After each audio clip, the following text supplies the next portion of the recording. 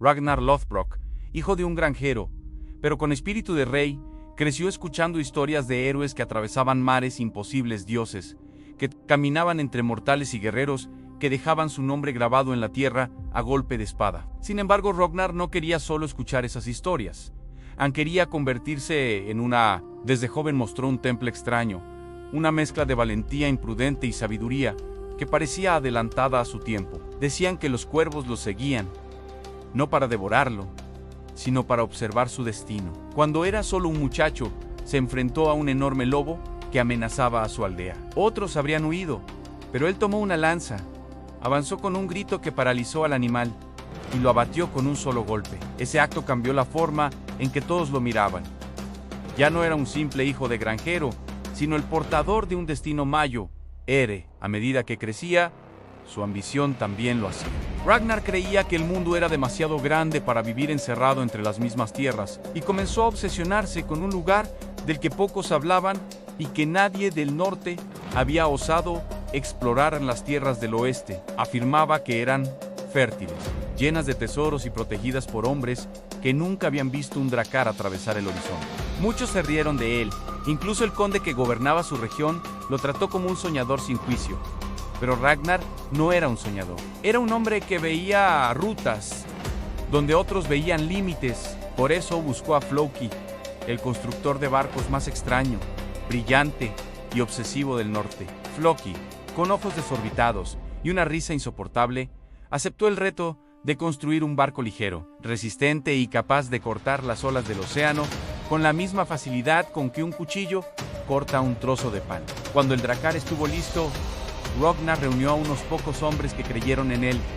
Entre ellos estaban Rollo, su hermano poderoso pero atormentado, Bjorn, su joven hijo, que soñaba con ser como su padre, y Lagertha, la escudera feroz que había conquistado su corazón y que luchaba con la fuerza de 10 guerreros. Cuando zarparon hacia el oeste, una tormenta feroz azotó el barco, como si los dioses mismos quisieran detenerlos, pero Ragnar no retrocedió. Se mantuvo firme gritando Ofdenis, empujando a sus hombres con una convicción que casi parecía locura. Después de días de tormenta, frío y desolación, la tripulación vio por primera vez las tierras del oeste tan verdes, amplias, salpicadas de pueblos que jamás imaginaron la llegada de los vikingos. Ragnar fue el primero en saltar a la costa, hundiendo sus botas en un suelo que ningún hombre de su pueblo había pisado antes. La conquista fue brutal, rápida e imparable. Aquel viaje cambió el destino de Europa y convirtió a Ragnar en una leyenda. Con el tiempo su fama creció tanto como sus enemigos. Los reyes del oeste comenzaron a susurrar su nombre con temor, mientras que en el norte algunos lo veneraban y otros lo envidiaban. Su ascenso como rey de Kattegat no estuvo marcado por el lujo, sino por la lucha constante en traiciones, alianzas frágiles, batallas sangrientas y la eterna carga de ser más que un hombre. Ser un símbolo, y aunque Ragnar era poderoso, también era humano. Cometió errores, amó demasiado, perdió demasiado y cargó culpas que ni un guerrero como él podía ignorar. Sus hijos crecieron en medio de guerras, ambiciones y la herencia imposible de un padre que parecía tocado por los dioses. Pero la caída de Ragnar no fue silenciosa.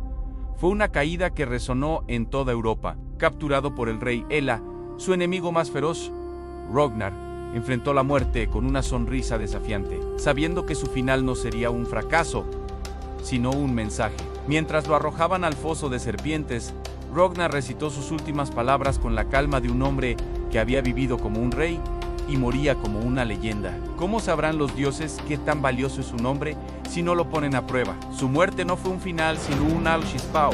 Sus hijos, los hijos de Ragnar, juraron vengar su caída, y ese juramento desató una tormenta que arrasó reinos enteros. Así, Ragnar Lothbrok trascendió el tiempo no como un simple guerrero, sino como un eco eterno que todavía viaja con el viento del norte, recordándole al mundo que algunos hombres nacen para escribir la historia con su propia sangre.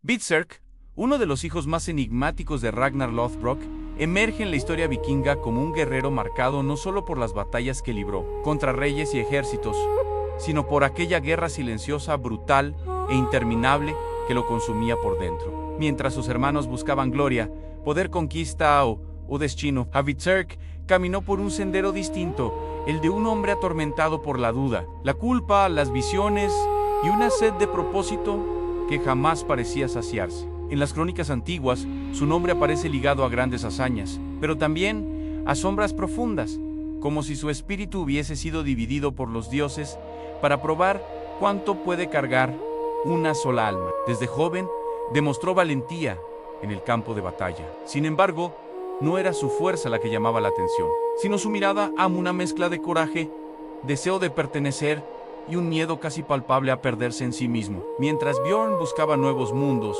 Ivar reclamaba tronos, Ive perseguía paz.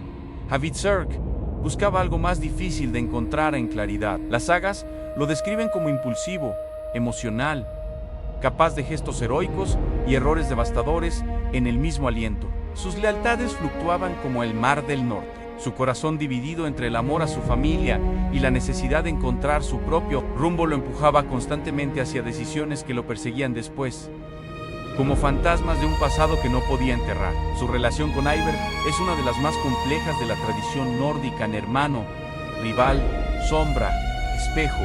Juntos combatieron en grandes campañas, pero mientras Ivar actuaba con la frialdad calculada de un estratega bendecido por la astucia de Loki, Havitserk era fuego puro, un espíritu que ardía con fuerza pero que también podía consumirlo. La historia marca momentos en los que Havitserk, abrumado por la presión de los dioses, la pérdida de sus seres queridos y la brutalidad interminable de la guerra, cayó en episodios de delirio, visiones y descontrol. Según algunos relatos, veía enemigos en todos los rincones. Otros dicen que era perseguido por recuerdos que prefería olvidar.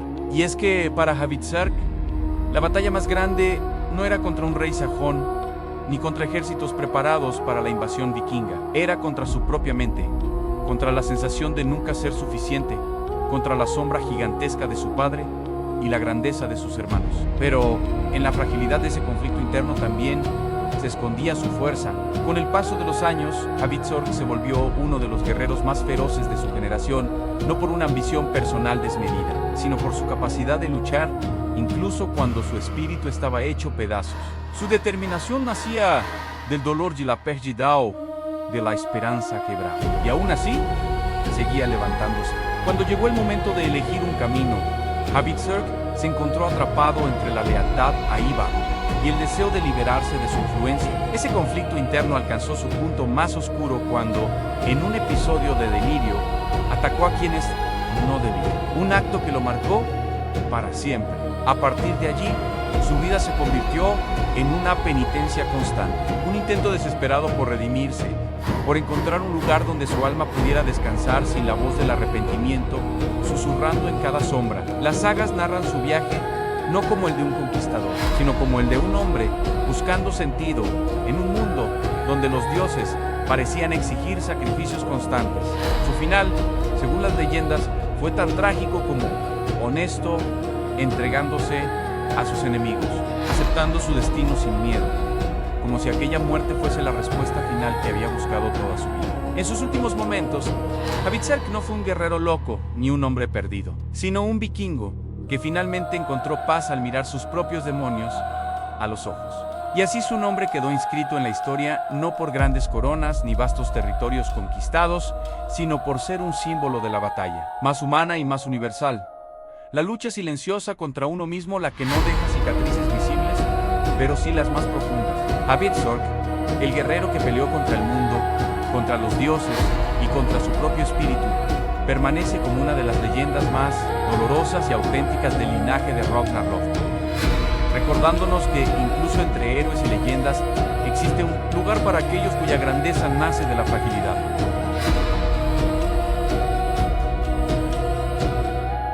En los registros más antiguos de las sagas nórdicas, entre líneas escritas con tinta y sangre, surge una figura que desafía la lógica del tiempo. Una mujer cuya historia fue tan poderosa que sobrevivió incluso a la niebla del mito. La Gerta la escudera, que amó como una reina y luchó como un dios. Su leyenda comienza en las heladas colinas de Noruega, cuando bandas de guerreros invasores intentaron someter su hogar. Entonces, aún siendo joven, la Gerta tomó un escudo que no era suyo y una espada demasiado pesada para sus manos. Pero cuando el primer enemigo se abalanzó sobre ella, algo más antiguo que el miedo despertó en su interior. Testigos relataron que se movía como si un espíritu ancestral guiara sus golpes.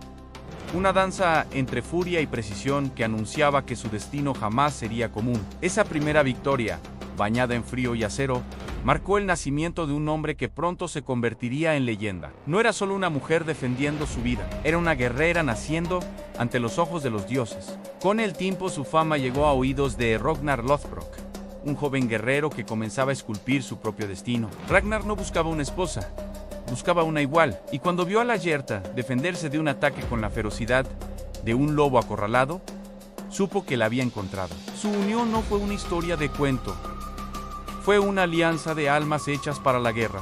Como pareja, se respetaban como reyes, como guerreros, se desafiaban como rivales, como líderes, se necesitaban como la tierra necesita al invierno. Ragnar y Lagertha formaron uno de los dúos más peligrosos de la historia vikinga. Cuando él partía a la batalla, ella marchaba a su lado. Cuando él quedaba herido, era ella quien lo defendía. Cuando él dudaba, era ella quien sostenía su espíritu.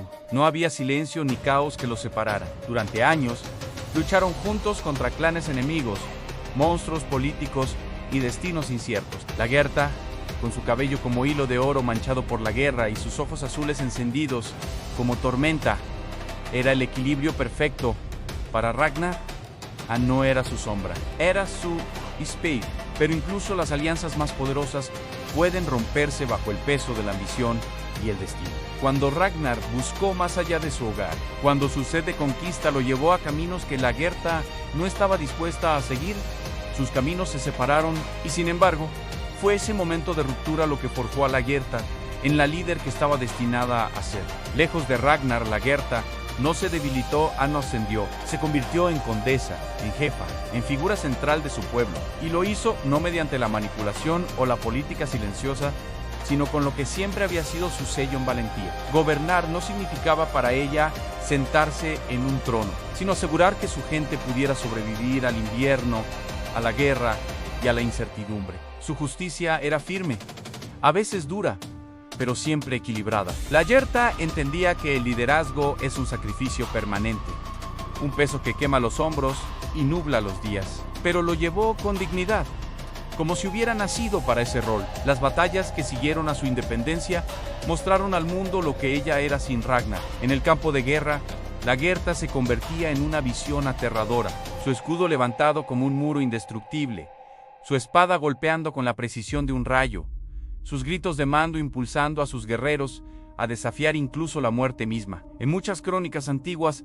se relata que había momentos en los que Lagertha parecía invencible, como si una presencia divina la protegiera. De hecho, los vikingos creían que las valquirias, las enviadas de Odín que deciden quién vive y quién muere, se disfrazaban de mujeres guerreras. Y aunque nadie podía confirmarlo, muchos juraban que Lagertha era una de ellas, una valquiria encarnada, caminando entre hombres como si fuera parte del cielo mismo. Pero detrás de esa figura imponente había un corazón marcado por heridas invisibles. Lagertha no solo luchó contra enemigos externos, sino contra la pérdida, la traición y el paso del tiempo. Su historia está llena de amores rotos, alianzas peligrosas y conflictos internos que habrían destruido a cualquier otra persona. Pero Lagertha siempre se levantaba. Cuando su corazón era traicionado, respondía con honor. Cuando era atacada por quienes temían su poder, luchaba sin titubear. Cuando la vida intentaba arrodillarla, ella se ponía de pie con aún más fuerza. Los dioses no dan batallas fáciles a sus guerreros favoritos, y Lagertha fue prueba viviente de ello. Con los Au, su figura se transformó en mito. Ya no era solo la madre de Bjorn Ironside, ni la primera esposa de Ragnar, ni la escudera legendaria era un símbolo, una representación de todo lo que significa resistir. Su última batalla, enfrentando enemigos más jóvenes, más rápidos y más numerosos, no fue una derrota, fue un acto final de defiance, un mensaje a los dioses mismos. Lagertha murió como vivió, con valentía, con honor, con una espada en la mano y la frente en alto. Su muerte no apagó su historia, la expandió. Sus seguidores narraron su vida durante generaciones, y cada palabra engrandeció aún más la leyenda. Y así, Lagertha pasó de ser una guerrera a ser una eternidad. La mujer que amó como una reina y luchó como un dios se convirtió en una llama que jamás podrá apagarse. Hoy, su nombre sigue resonando en los salones de los Skrulls, en los documentales, en las series, en las historias que atravesaron siglos. La Gerta no fue solo una guerrera, fue la personificación del espíritu vikingo, la prueba de que la fuerza no depende del cuerpo, sino de Aumau. Su legado permanece vivo, no porque haya sido perfecta, sino porque fue indomable. Y cada vez que alguien escucha su historia, la voz de la Gerta vuelve a levantarse desde las cenizas del pasado, recordándonos que la verdadera grandeza no nace del poder, sino del coraje de levantarse una y otra vez frente a todo lo que intenta destruirnos.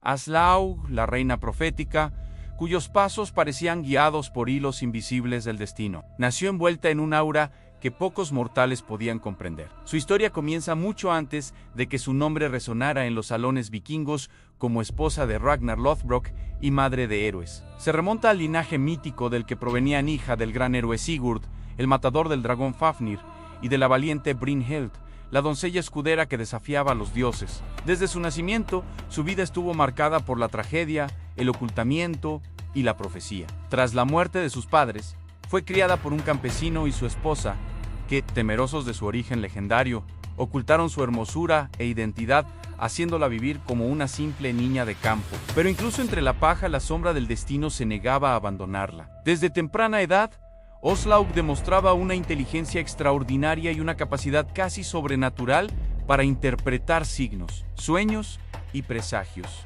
Su mirada era profunda, como si observara más allá del presente, como si conociera los caminos que aún no habían sido trazados y las tragedias que todavía no encontraban forma. El encuentro con Ragnar Lothbrok, uno de los momentos más emblemáticos de su historia, no fue un accidente, sino una convergencia inevitable. Ragnar quedó fascinado desde el primer instante por su belleza y la serenidad en su expresión, una calma que solo poseen quienes conocen verdades ocultas. Pero Aslaug no se dejó impresionar por el renombre de aquel guerrero. Antes de aceptar el destino que comenzaba a formarse, puso a prueba al hombre que muchos consideraban la cúspide del espíritu vikingo. Ragnar, conocido por superar desafíos imposibles, se encontró ante una prueba diferente, una prueba intelectual. Aslaug le impuso condiciones que revelaban tanto su inteligencia como su conocimiento ancestral. Le pidió que viniera vestido, ni desnudo, ni vestido, ni solo, ni acompañado, ni dentro, ni fuera. Ragnar resolvió la prueba con ingenio, y así empezó uno de los vínculos más complejos y trascendentales de la mitología nórdica. Al llegar a Kattegat, Aslaug no solo se convirtió en reina se convirtió en una figura indispensable en la transformación de la historia vikinga. Su presencia alteró la dinámica del reino, especialmente en el seno de la familia de Ragnar. Ella, a diferencia de la Gerta, no era una guerrera de escudo y espada. Su fuerza emanaba del conocimiento, la sabiduría y el dominio de la tradición. Era una mujer que veía los peligros antes de que se manifestaran, que entendía el valor de la estrategia sobre el impulso. Su matrimonio con Ragnar estuvo marcado por tensiones profundas que reflejaban no solo diferencias de carácter, sino también el choque entre destino y deseo. Mientras Ragnar buscaba gloria, Aslaug veía consecuencia. Mientras él anhelaba expandir su leyenda, ella advertía el precio que la ambición exige. Sin embargo, ambos compartían una relación compleja, donde el respeto, la pasión y la tragedia se entrelazaban con la inevitabilidad del destino. La faceta más poderosa de Aslaug emergió a través de la maternidad, pues cada uno de sus hijos quedó marcado por la mezcla de su linaje profético y la sed de conquista de Ragnar. Sigurd, Vichyseki, Ivar y especialmente este último recibieron de su madre no solo la vida, sino el peso del destino. Fue Aslaug quien anunció el nacimiento extraordinario de Eivor, advirtiendo a Ragnar que debían abstenerse de unirse la noche que ella lo soñó, envuelto en presagios oscuros. Ragnar ignoró la advertencia, y el resultado fue el nacimiento de un niño que llegaría a ser uno de los líderes más temidos de la historia vikinga. Aslaug crió a Ivar no con lástima, sino con determinación. Le enseñó que su mente debía ser su espada que la debilidad física no es un destino sino un obstáculo que puede ser superado con astucia. Su influencia fue decisiva en forjar al futuro Ivar el Desuesado, un hombre que transformó su fragilidad en fuerza indomable. A medida que Keregat crecía, también crecían las tensiones internas. Muchos dentro del reino veían a Oslaug como una figura distante, quizás demasiado sabia, demasiado conectada a lo sobrenatural. Había quienes la consideraban una bruja, otros una bendición, pero nadie podía negar su capacidad para sostener el reino en momentos críticos, especialmente cuando Ragnar se encontraba lejos en expediciones que ponían en riesgo la estabilidad de su hogar. Fue durante esas ausencias cuando Oslaug demostró su temple. Gobernó con una mezcla de paciencia y severidad. Comprendía la naturaleza humana, la necesidad de equilibrar el miedo con la esperanza, y aunque no blandiera una espada, su voz tenía el poder de mantener la cohesión de los clanes bajo su mando. Su relación con la Gerta, marcada por la rivalidad inevitable que surgió desde el instante en que Oslaug ocupó el lugar que alguna vez perteneció a la mujer más respetada de Kattegat, se convirtió en una tensión que definió parte de su legado. Oslaug nunca buscó humillar a la Gerta, ni desafiar su valor, pero su sola existencia, su linaje divino y su unión con Ragnar la ubicaron como antagonista natural en una historia donde ambas mujeres representaban diferentes formas de poder. La Gerta fue el símbolo de la fuerza terrenal, Oslaug el de la fuerza mística, y el choque entre ambas formas de poder parecía destinado a un desenlace trágico. Con el tiempo, las profecías que rodeaban a Oslaug empezaron a pesar. Su visión del destino de sus hijos, su comprensión de la caída de Ragnar y los vientos de muerte que soplaban sobre su familia, revelaron la profundidad de su carácter. Oslaug nunca actuaba movida por el miedo, sino por la certeza de que nadie puede escapar de lo que está escrito. Cuando Ragnar cayó del favor de los dioses y se desvaneció en la sombra de su propia leyenda, Oslaug supo que el final de una era estaba cerca. YNS. Fin ella misma ocuparía un lugar fundamental. Su caída a manos de la Gerta no fue un acto de guerra, sino una tragedia anunciada. Oslaug no tomó las armas, no buscó venganza, no intentó huir. Se presentó ante su rival con dignidad, aceptando la decisión de los dioses. Su última mirada serena, sin rastro de temor, transmitía la certeza de que su historia no terminaba con su muerte, porque su legado seguiría vivo en los actos de sus hijos, en el eco de las profecías que se cumplirían una tras otra. Oslaug, la reina profética, fue más que un personaje en la historia vikinga. Representó la unión entre lo humano y lo divino, entre el conocimiento ancestral y la crudeza del mundo nórdico. Fue hija de héroes, esposa de un rey y madre de leyendas. Su vida, marcada por el destino, dejó una huella que redefinió el curso de la saga vikinga. Su espíritu continúa presente en cada relato donde la profecía, la tragedia y la grandeza se entrelazan para recordarnos que algunos nacen para cambiar la historia, aunque el mundo no esté preparado para comprenderlos.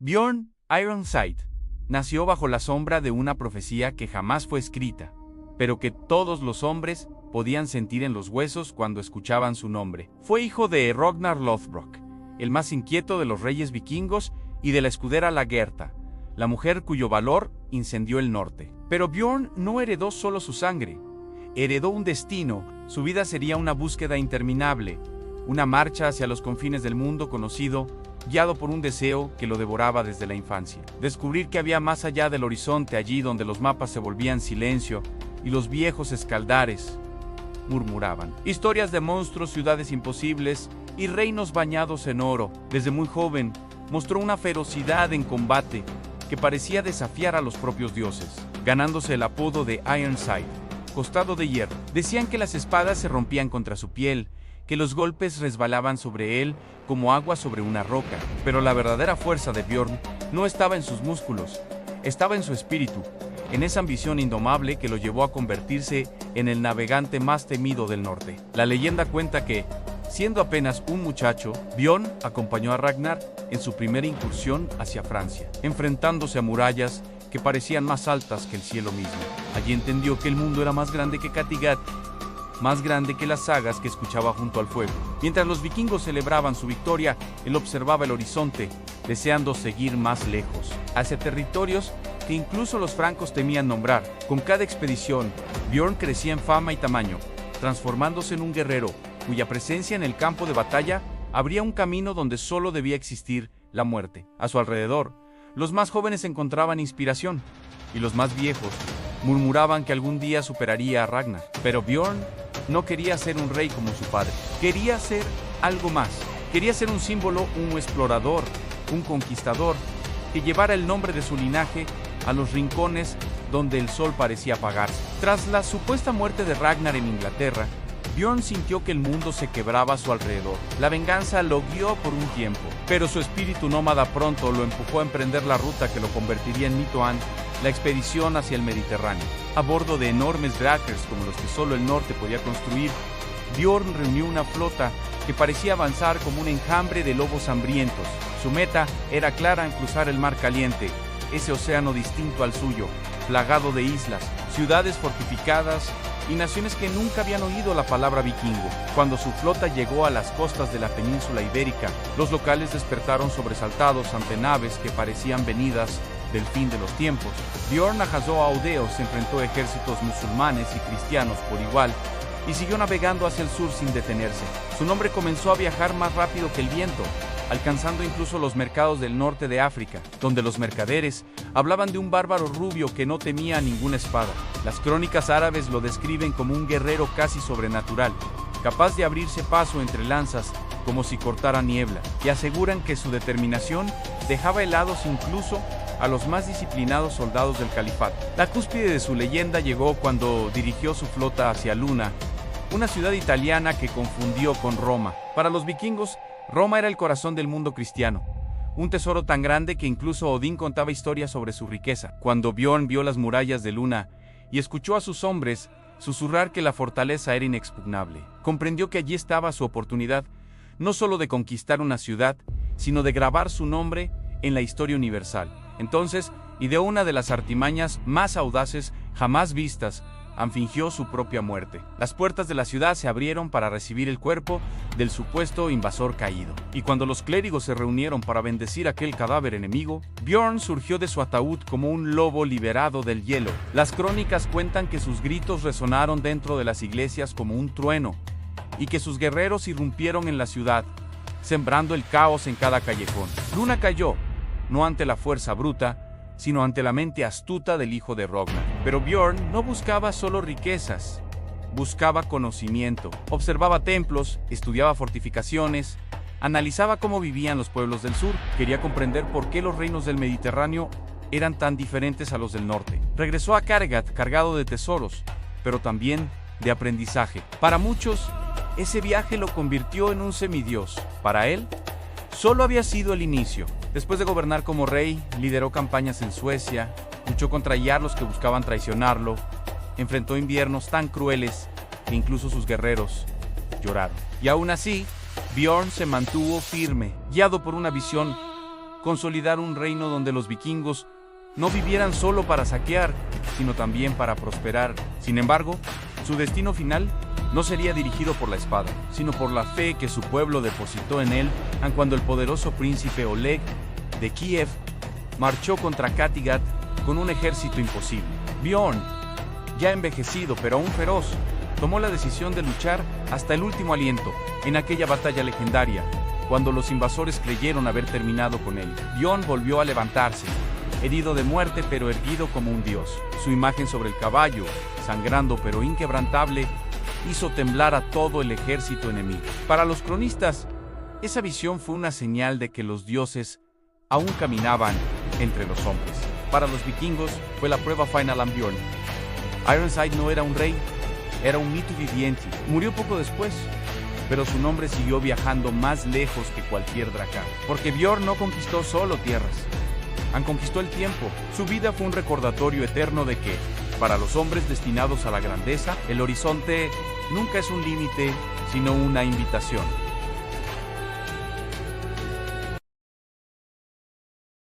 En la vasta y sombría crónica de los pueblos nórdicos, donde la historia se mezcla con la leyenda y los ecos del acero parecen sobrevivir al tiempo, surge una figura singular, desconcertante y temida y respetada.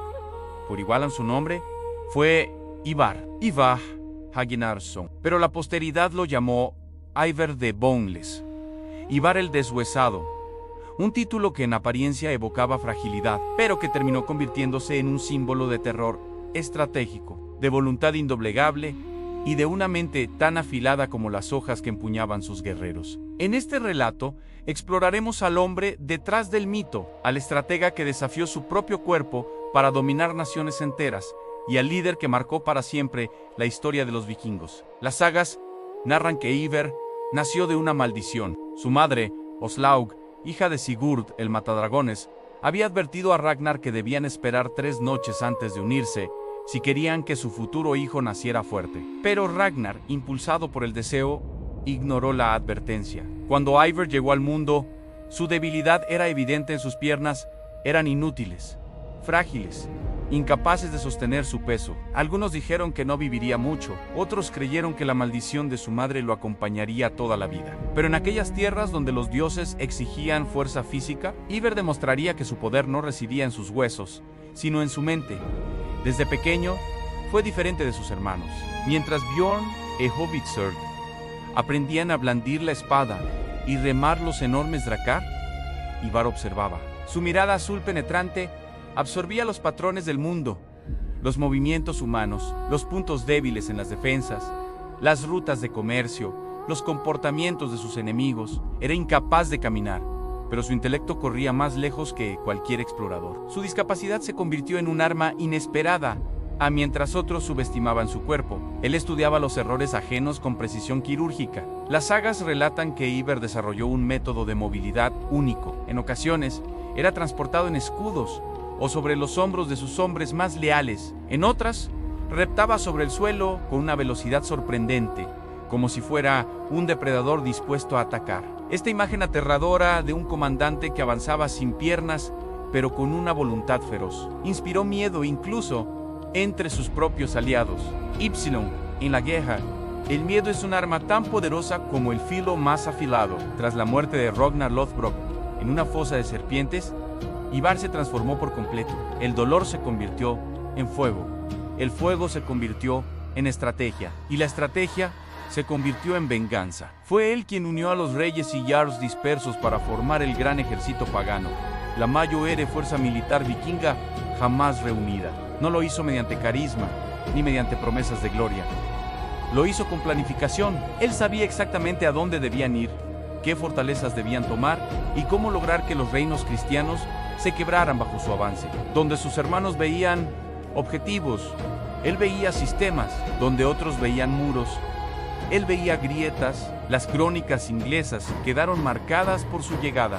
Ivar no atacó como un berserker descontrolado. Él sitió ciudades, cortó suministros, obligó a los reyes a negociar, para luego romper tratados en el momento más conveniente. Sabía elegir cuándo atacar con brutalidad y cuándo dejar que el miedo hiciera el trabajo por él. Su reputación crecía más rápido que su ejército. Aldeas enteras se rendían solo al ver los estandartes del gran ejército acercarse. Para muchos, Ivar era más un espíritu que un hombre, un estratega sin debilidad, un comandante sin límites. Una de sus hazañas más comentadas fue la toma de York mientras otros guerreros habrían lanzado un ataque frontal suicida. Ivar fingió retirada, atrajo a los anglosajones hacia un terreno desfavorable y, cuando estuvieron desordenados, lanzó un contraataque devastador. No necesitaba correr ni levantar una espada. Necesitaba que sus hombres ejecutaran un plan perfecto.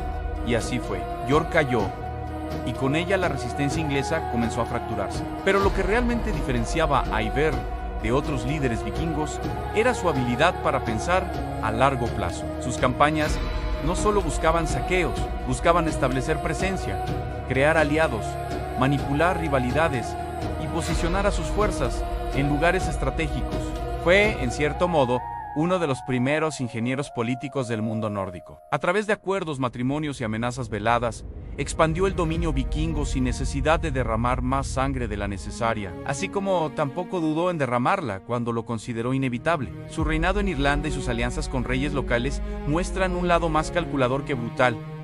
Ivar no era solo un guerrero, era un gobernante, uno que entendía cómo manejar tributos, rutas comerciales y administración territorial. Su control sobre Dublín marcó una época en la que los vikingos dejaron de ser simples invasores para convertirse en parte del tejido político de las Islas Británicas. A medida que su leyenda crecía, también lo hacía el mito. Algunos afirmaban que era inmortal, otros decían que su falta de huesos era en realidad un don divino, una señal de los dioses que lo habían creado diferente para que fuera más grande que los demás. En las sagas, su muerte es un misterio.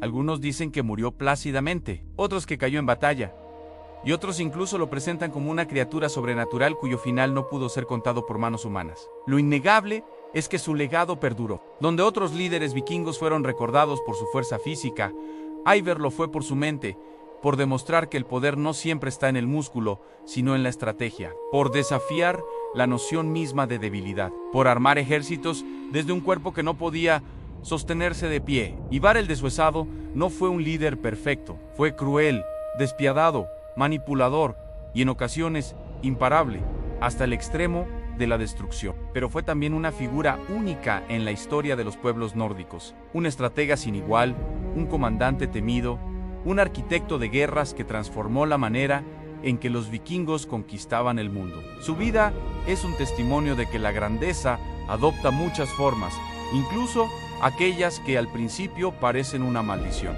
Y así cuando las crónicas medievales hablan del líder cojo, que puso de rodillas a reyes enteros, del guerrero, incapaz de caminar, que movió ejércitos como piezas de ajedrez, y del hijo de Ragnar, que heredó no los huesos, sino la determinación implacable. De su linaje todas coinciden en una verdad que se repite 1000 años después. Ivar the Boneless no fue un hombre común, fue un estratega imparable, una leyenda que desafió su destino y venció. En la vasta epopeya vikinga, donde los relatos suelen estar teñidos de sangre, ambición y gloria guerrera, emerge una figura distinta, casi contradictoria al espíritu feroz de su tiempo, Objarnarsson, el hijo de Ragnar Lothbrok, que decidió perseguir algo que pocos vikingos se atrevían siquiera a imaginar: la paz. Pero, para comprender su viaje, es necesario adentrarse en la turbulenta era que forjó su carácter. Ubi nació en el seno de una de las familias más temidas de Escandinavia. Su padre, Ragnar Lothbrok, era el rey que había desafiado a dioses y reyes por igual. Su madre, la reina Oslaug, descendía de héroes míticos y sus hermanos. Cada uno representaba una fuerza arrolladora: Bjorn Ironside, el explorador invencible; Ivar the Boneless, el estratega despiadado; Sigurd, marcado por la ira; Vidserk, atrapado entre sombras y destinos inciertos. En medio de aquel torbellino de egos, conquistas y visiones, Obi se forjó como un puente entre mundos. Desde joven demostró disciplina, sensibilidad y un pensamiento diferente. Era fuerte, sí, pero no se interesaba por la violencia gratuita. Era valiente, desde luego, pero no estaba cegado por la ambición. Y quizás por eso, Oslaug veía en él a aquel que podría equilibrar los impulsos destructivos de sus hermanos. Cuando llegó la noticia de la muerte de Ragnar en manos del rey El, la dinastía Lothbrok ardió. Ivar clamó venganza a Vidserk, siguió sus pasos. Bjorn marchó hacia nuevas tierras buscando destino. Pero Ove, aunque profundamente herido, entendió que la muerte de su padre marcaría una guerra sin retorno. Y aún así, marchó con ellos, no por sed de sangre, sino porque sabía que la unidad era la única forma de proteger a su familia. En la gran guerra contra los sajones, Obi demostró su valor. Luchó con habilidad, guiado por la necesidad, nupoele ocio. Mientras Ivar disfrutaba del caos de la batalla, Obi mantenía la cordura del ejército. Era la voz calmada que recordaba a sus hermanos que Ragnar no buscaba un legado de destrucción, sino abrir caminos hacia nuevas posibilidades, nuevos mundos. La victoria de la Gran Armada fue un triunfo, pero también un punto de quiebre. Ivar y Ubi, dos filosofías opuestas, chocaban cada vez con más fuerza. Uno veía en Inglaterra la oportunidad de dominar, el otro la posibilidad de construir. Ese conflicto ideológico terminó separándolos. Uwe, cansado de las decisiones violentas de Ivar, decidió marcharse. Su destino ya no era la guerra. Su mirada se volvía hacia Occidente, hacia las historias que Ragnar solía contarles cuando eran niños en las tierras sin dueño. los horizontes desconocidos, los reinos donde el sol se reflejaba en mares interminables. Ubi comenzó entonces su verdadera travesía, no como un conquistador, sino como líder de un pueblo que buscaba un nuevo hogar. Acompañado por Torvi, su compañera de vida y guerra, navegó hacia tierras desconocidas. No buscaban saquear, sino sobrevivir. La expedición representó el espíritu más puro de la era vikinga: curiosidad, valentía y resistencia.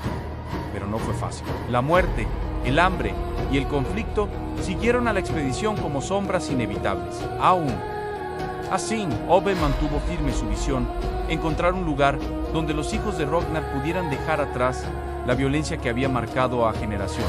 Llegaron a Islandia y por un momento creyeron haber encontrado su hogar, pero incluso allí la discordia los alcanzó.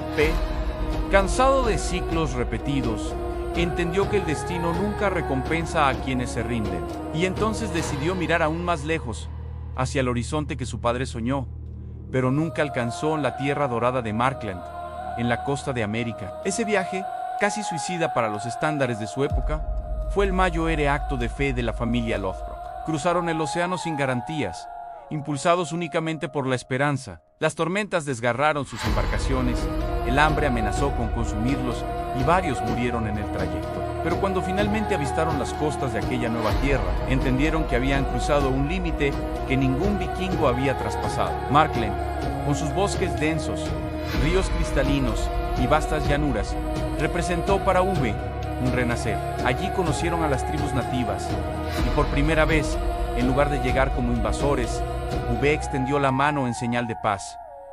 Fue un acto revolucionario para un vikingo y, sin embargo, funcionó. Los indígenas observaron en él algo distinto, no un enemigo, sino un hombre buscando hogar. Ove aprendió sus costumbres, compartió conocimientos y construyó una relación basada en respeto mutuo. Por un momento, parecía que los hijos de Ragnar por fin podrían vivir sin guerra, pero la historia jamás olvida, y la sangre vikinga, aunque transformada, aún ardía. Ove entendió que su legado no se mediría en batallas ganadas, sino en un nuevo comienzo para su gente. En Markland, se convirtió en líder, explorador, diplomático y protector. Allí no era un hijo de Ragnar Lothbrok, ni un heredero de venganza. Era simplemente un hombre que había elegido un camino distinto. El documental de su vida suele detenerse en esas imágenes: Anup de pie sobre un prado, mirando el horizonte. El sonido del viento entre los árboles. El eco de una historia que se aleja del estruendo de las espadas. Su legado no fue el miedo ni la guerra, sino una convicción. El verdadero valor no es tomar tierras, es construir un hogar. Mientras sus hermanos quedaban marcados por la ira, la locura o la ambición desmedida, Uve encontró algo aún más difícil de alcanzar en equilibrio. La leyenda dice que murió en paz, rodeado de los suyos, en una tierra que él mismo había descubierto. No fue canonizado como uno de los grandes guerreros vikingos, no encabezó las sagas más sangrientas, ni generó temor en los monasterios cristianos. Pero en la memoria de los exploradores, en las historias que cruzan el Atlántico, Hope Ragnarsson permanece vivo como el hombre que se atrevió a romper el ciclo, el hijo que dejó atrás el mundo de sangre, el vikingo que buscó un lugar donde sus hijos pudieran vivir sin miedo, el heredero que honró a Ragnar Lothbrok no con destrucción, sino con esperanza.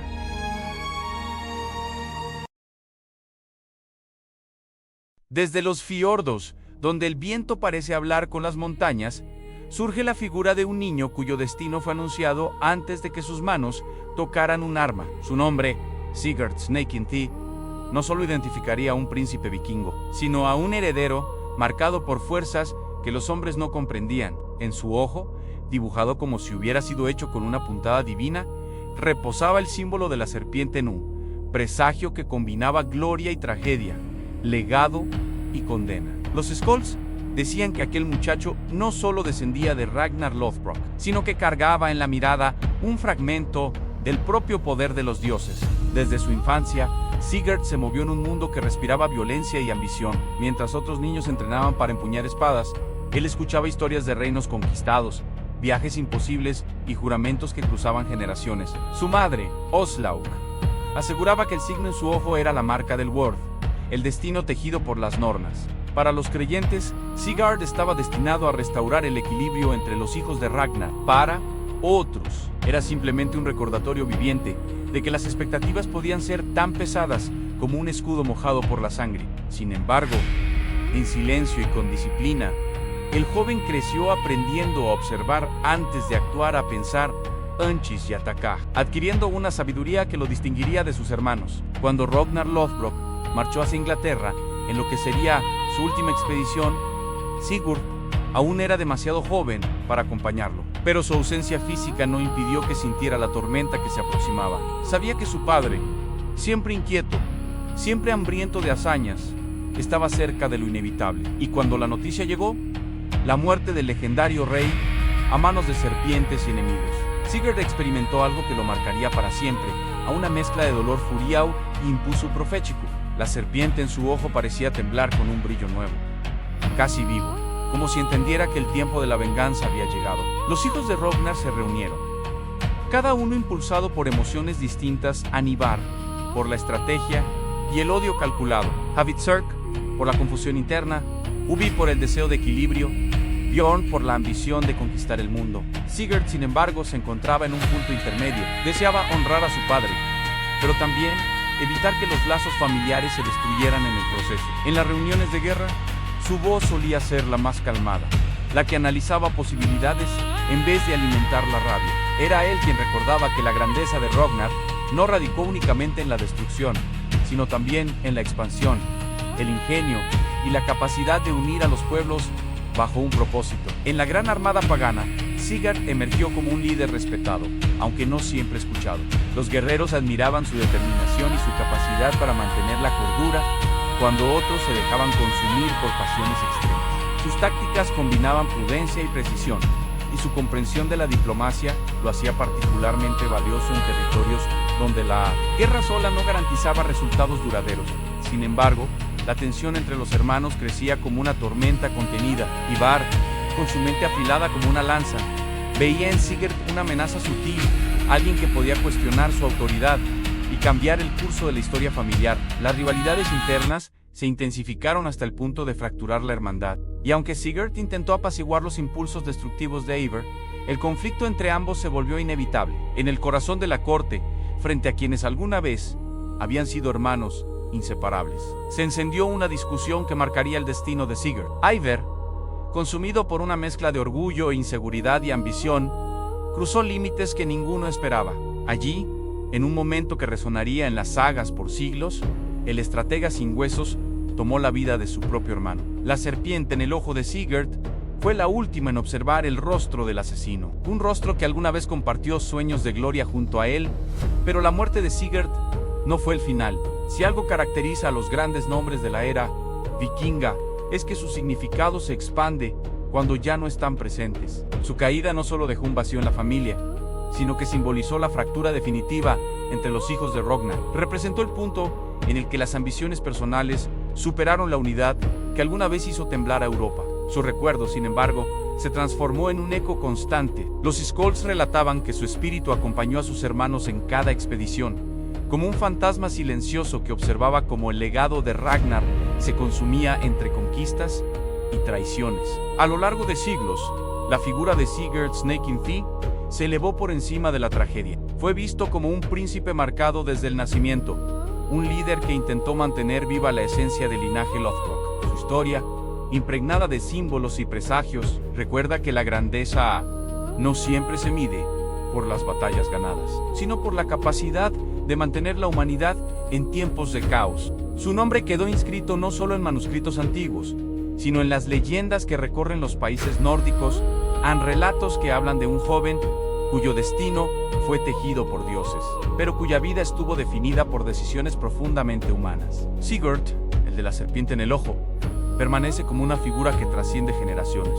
Su historia no es solo la de un príncipe vikingo, es la de un hombre que, aún marcado por lo inevitable, intentó construir un camino distinto, un camino en el que la fuerza se equilibraba con la sensatez, la ambición con la espiritualidad, la herencia divina con la humanidad mortal, y así, entre el susurro del viento del norte y la memoria de los escudos que chocan, su leyenda vive, recordándonos que entre los hijos de Ragnar hubo uno que vio más allá de la guerra, y que por ello pagó el precio más alto.